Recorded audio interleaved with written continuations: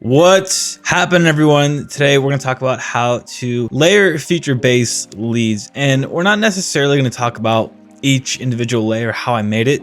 You guys can check out all the presets below in that Millennium free Vital pack, but we're really going to talk about how to layer these leads effectively to where it sounds full and just so it fits in the mix well, because that's going to be the biggest key here. It doesn't matter how it sounds on its own, which I'm sure we've heard a lot of people say before, how certain layers sound bad on their own, because these leads really do. They sound like garbage on their own. But with a little bit of processing and a little bit of some layering techniques, we can get these leads to sit perfectly inside of the mix. So let's get into it. All right, so I don't think I'm going to be able to play all these layers together again because Vital just absolutely destroys my computer for some reason. But there's a couple of keys we're going to talk about here, and it's a little unorthodox, just the way I really did this, but I think it sounds really well inside of the mix, all these leads together.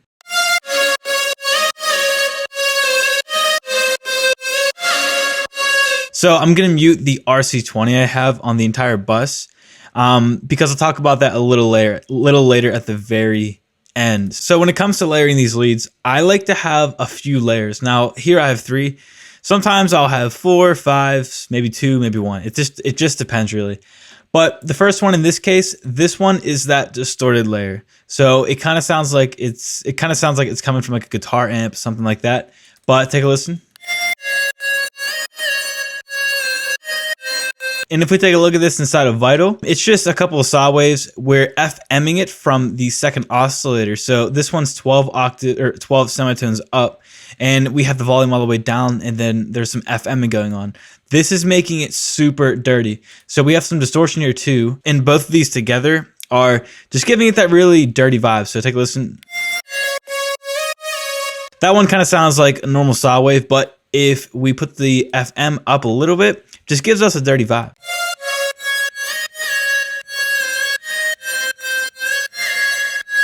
And then there's some compression, filtering to get the low end out of there. Sometimes the EQ isn't powerful enough inside of Vital, but just depends what you want to do. And you guys are going to see a lot in these leads. I have the always glide and legato on, and then the glide's at 0.049. Doesn't have to be exact that all the time, but the always glide gives it that we can make it glide note to note. So without it, it sounds like it's just like bum, bum, bum, bum, bum. We're just switching from note to note. But in this case, we want each note to go into each other. So we don't want it to be that stale. We want each note to glide into each other just a little bit.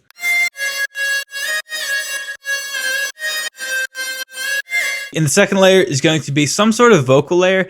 In this case, I did want to keep everything in Vital, so you guys could use a vocal sample, a vocal synth, or a vocal sounding synth like I did here. But here, take a listen.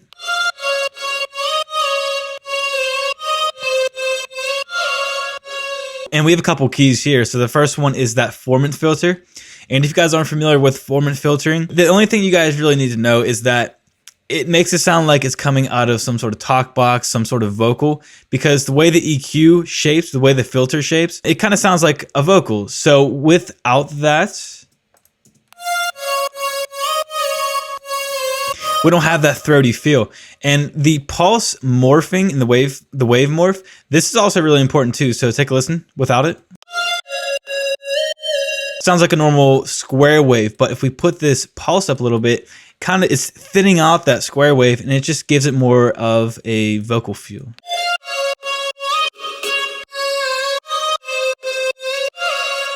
And if you guys are wondering how I figured that out, it was completely by chance, and it's just messing around. So that's just a matter of changing things here and there, and then eventually you come out with something you're looking for. Now for the final layer, this one is going to be the one that's giving us a lot of movement, because all the other sounds in here are pretty, not stale, but they're just staying the same pretty much. This one has a little bit of vibrato on it. The main thing here is the LFO on the fine pitches. We can go to oscillator 3 here just to show you guys, but LFO1 is a sine shape, and then we have 1/16 frequency, and it's 1/16, but you guys can change it to 1/8, whatever sounds good for whatever BPM you're working at. And we can put it into sync mode because that way it's not going to start at the beginning every time. So we can drag that onto the fine pitch. We can right click that circle, go to make bipolar. And then now when we play a note, but that's obviously too much, so we can just mix it in.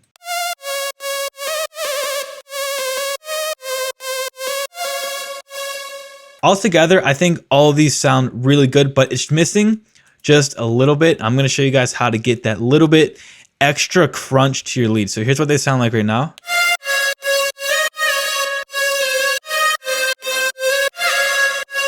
And you guys might be thinking, and so do I right now, you're like, oh, that sounds good. What else do we need to do? There's one other thing we could do, and that's using an RC20, or you don't have to use RC20, but you guys can use any type of distortion. I like this one, the crunch setting in RC20. You don't have to use this, obviously. It's just the one I kind of chose for it. But if we put some distortion on this, what I did was I turned it up until I felt like it was getting dirty, but not too dirty. And it's going to sound horrible, so take a listen. It sounds horrible. It really does. It doesn't sound clean. It kind of has like some kind of weird feel to it. But what I did to get a feel for how much I wanted, I started from the beginning. I turned it up until it started to sound bad, and then I turned it back just a little bit. So let's take a listen.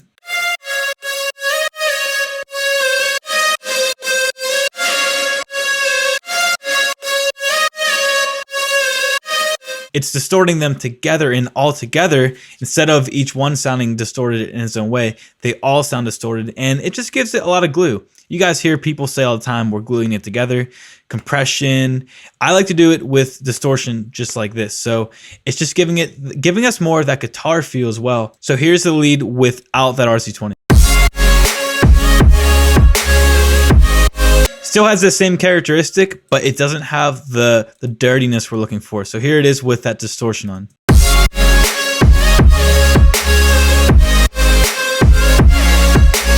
So at the end of the day, I think one thing that you guys need to take away from this video is that it doesn't really matter how it sounds on its own. It does to a point, but it really matters how it sounds inside of the whole mix. So with all the drums, with all of the effects, with all of the chords, that's where it really matters on how it sounds. And a lot of people get caught up in soloing stuff, soloing different leads, like, oh, it sounds good by itself.